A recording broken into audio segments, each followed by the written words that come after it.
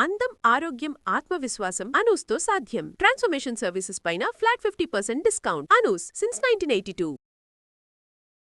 సాయంకాలాలు ఏదైనా స్వీట్ తినాలనిపించిన, పిల్లల స్కూల్కి సింపుల్ స్వీట్ చేసి పంపించాలనిపించిన, ఎవరైనా సడన్గా గెస్ట్లు వస్తే ఏదో వంట చేసేస్తాం. గబాలన స్వీట్ అనగానే సాధారణంగా మనం చేసేది సేమియా పాయసం. సేమియా హల్వా కూడా చేస్తాం వితౌట్ మిల్క్. పాలు పోసి చేసే సేమియా పాయసం ఎలా చేయాలో చూద్దాం. మామూలుగా పాయసాలు కొన్ని చోట్ల చూస్తాం టంగుమని బిగిసిపోతుంటాయి. ఎన్ని పాలు పోసినా పలచగా అవ్వదు, పాయసం పీల్చేస్తుంది సేమియా అంతా కూడా. అయితే అలా పీల్చకుండా ఎక్కువసేపు పొద్దునుంచి ఇంచుమించు సాయంకాలం 4 దాకా అది కొంచెం పల్చగా ఉండేలాగా కప్పులో పోస్తే ఈజీగా తీసుకుని తినేటట్టుగా, లేదా కప్పు ఎత్తుకుని తాగేసేలాగా ఎట్లా చేయాలో చూద్దాం. మామూలు సేమియా తీసుకోండి. ఈ వేయించిన సేమియా కంటే కూడా తెల్లటి సేమియా అయితే చాలా బాగుంటుంది. జనరల్గా సేమియా పాయసాన్ని ఏం చేస్తామంటే పంచదారతో చేసేస్తాం. పంచదార బాగానే ఉంటుంది, మన ఎండాకాలం తినడానికి కూడా హాయిగానే ఉంటుంది. కాకపోతే అంత హెల్దీ కాదని, కాస్త బెల్లం వేస్తే బాగుంటుందని అనిపిస్తుంది.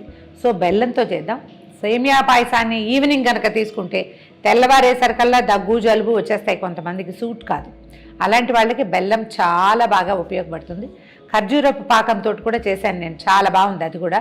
కాకపోతే మనం ఇప్పుడు బెల్లం అందరికీ ఈజీగా అవైలబుల్గా ఉంటుంది కదా ఇంట్లో. సో బెల్లంతో సేమియా పాయసం చేద్దాం. చాలా ఎక్కువ నెయ్యి అది వేయక్కర్లేదు, హల్వాకి వేసినట్టుగా కొంచెమే సరిపోతుంది. 1 స్పూన్ నెయ్యి వేసి కాసిన జీడిపప్పులు, కిస్మిస్లు, తర్వాత ఏమో మన ఏమైనా చారుపప్పు, పిస్తాలు అలాంటివి ఉంటే వేయించేసుకోండి. బాదం పప్పులు కూడా వేసేద్దాం. అన్నీ ఒకేసారి వేయించేసినా ఏమవదు.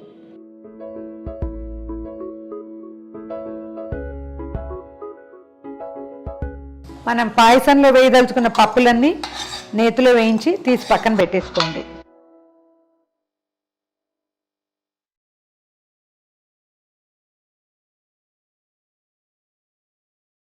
తర్వాత సేమియా 1 కప్పు సేమియాని ఇందులో వేసేయండి.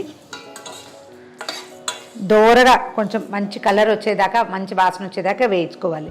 దీనికి ఏం చేద్దామంటే మనం ఈ సేమియాలు ఇందులో వేయగానే ఈ కప్పుతో 1 కప్పు నీళ్ళని పక్కనే స్టవ్ మీద పెట్టి వెచ్చబెట్టేసుకుందాం. మనం పాలు కాచి పెట్టుకున్నాం, అవి వేడిగా ఉన్నాయి, అవి పక్కన పెట్టాం. ఒక గిన్నెతోటి నీళ్ళు కూడా పెట్టుకుంటే ఏంటంటే సేమియాలో చటుక్కున చన్నీళ్ళు పోసామనుకోండి కొంచెం శుద్ధ కట్టేస్తుంది, మధ్య మధ్యలో కొన్ని ముక్కలుగా ఉండిపోతాయి. అలా కాకుండా కాగిన నీళ్లు కనుక పోస్తే సేమియా చక్కగా ఉడికిపోతుంది, క్షణాల్లో అయిపోతుంది, తొందరగా అవుతుంది అన్నమాట. మంచి వాసన వస్తుంది, కొద్దిగా బ్రౌన్ కలర్లో కూడా అయిపోయింది. కాగిన నీళ్ళు ఎత్తి సేమియాలో పోసేద్దాం.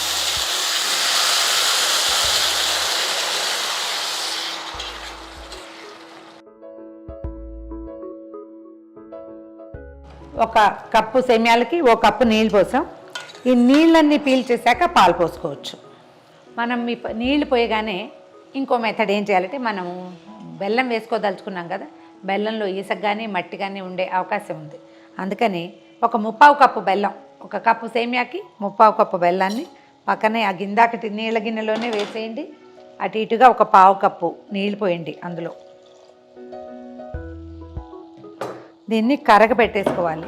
కరిగించింది వేస్తే ఏమవుతుందంటే తొందరగా అయిపోవటమే కాకుండా అడుగునున్న ఇసుక అది మనం తప్పించేసేయగలుగుతాం. స్ట్రెయిన్ చేయక్కర్లా, అలాగా ఓడ్చి పోసేసేయచ్చు. దీన్ని కదపక్కర్లేదు, ఏం చేయక్కర్లేదండి. జస్ట్ నీళ్ళు పోసేటప్పుడు కదిపితే చాలు. నీళ్ళు అయిపోయినాయి అనేది అర్థం కాగానే పాలు ఎత్తి పోసేయటమే. కొంచెం బెల్లాన్ని మాత్రం ఒకసారి కదుపుదాము, ఎందుకంటే స్టవ్ మీద పెట్టంగానే బెల్లం గడ్డగట్టేసే అవకాశం ఉంటుంది. జస్ట్ ఒక్కసారి కరగబెడితే చాలు. సేమియాలో నీళ్ళన్నీ అయిపోయినాయండి. 1 కప్పు పాలు పోసేద్దాం.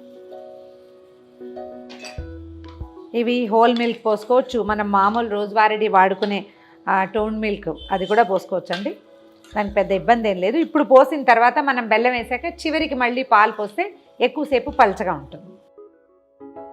సేమియాని పాలల్లో ఉడకనిద్దాము.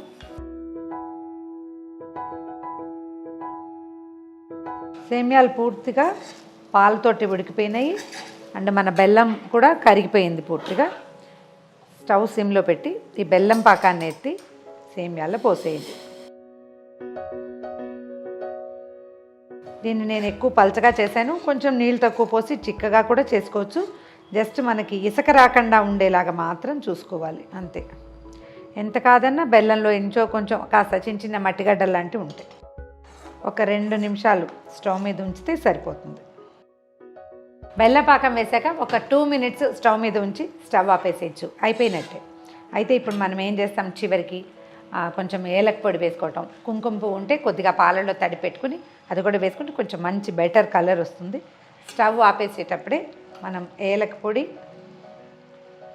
తర్వాత వేయించి పెట్టుకున్న బాదం పప్పు, జీడిపప్పు, కిస్మిస్ ముక్కలు, ఆ తర్వాత మనం ముందే అట్ట పెట్టుకున్న పాలల్లో హాఫ్ పోసాం కదా, 1 కప్పు పోసాం, 2వ కప్పు పాలు ఇందులో పోసేద్దాం.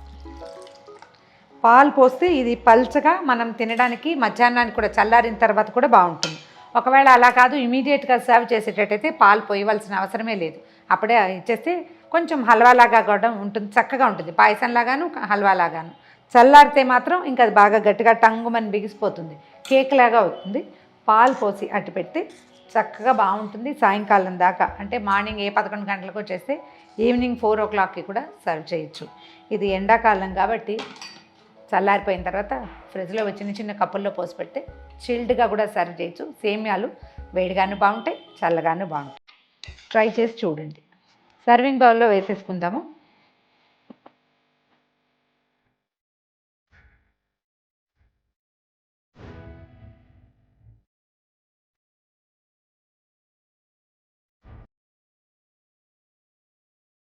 ఇదిగోండి మన తీయని కమ్మని తొందరగా అయిపోయే సింప్లెస్ట్ పాయసం. బెల్లంతో చేసుకుని చూడండి, చాలా రుచిగాను ఉంటుంది, ఆరోగ్యకరంగాను ఉంటుంది.